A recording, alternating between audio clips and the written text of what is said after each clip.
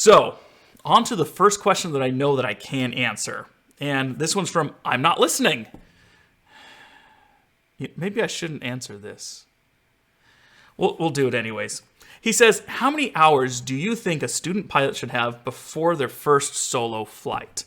Now, that is a very loaded question, and it's different for every person and every CFI and even every flight school. There's really two camps that people are in, and the first camp is get you to solo as fast as you possibly can.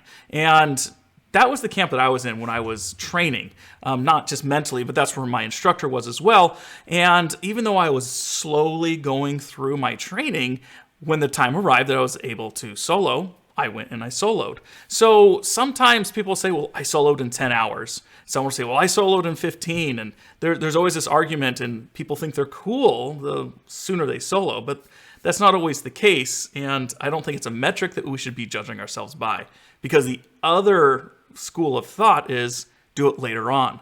Do it a couple weeks before your check ride, which I know sounds weird, but a couple weeks before your check ride, you go on your solo, you plug in all your solo time, you come back to your instructor, get your 3 hours in with him, and then go do your check ride, and you're ready to go.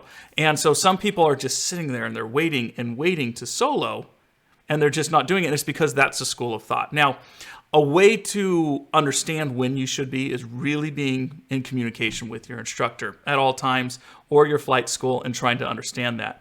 And some people say, well, what if they're milking me for money? And that unfortunately is a scenario or a case that we can run into. And what you need to know is what they want you to know in order to solo. And I've written them down here. The first one is make sure you know how to use the radios, that you can communicate with air traffic control.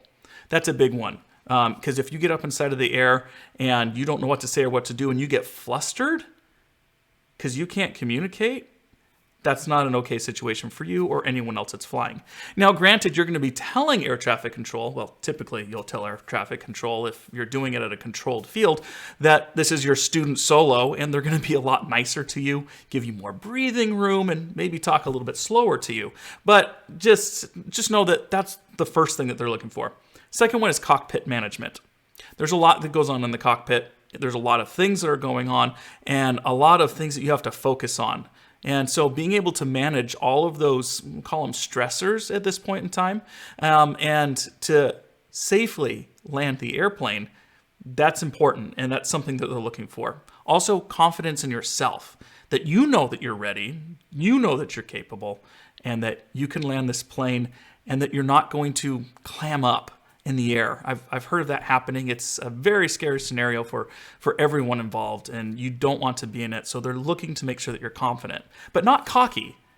You don't want to be like that. You want to make sure that you're ready, and make sure you don't have any of those pilot attitudes that would keep you from doing your student solo.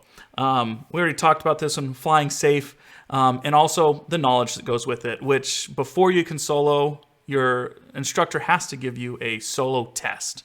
And once you pass that and then have those few things, understand the comms, you're able to manage what's going on in the cockpit, so you're confident in what's going on, and you're able to fly safe, you're ready, and they know you're ready.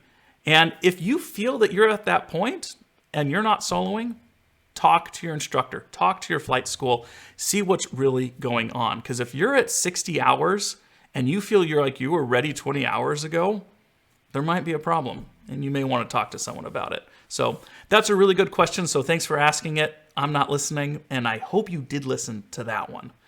All right, let's jump back over to this chat because I hope you enjoyed that clip. It's the first of many of excerpts from our live streams, and look for these once a week from going forward for the foreseeable future. Anyways, share aviation wherever you can, and we'll see you in the next one.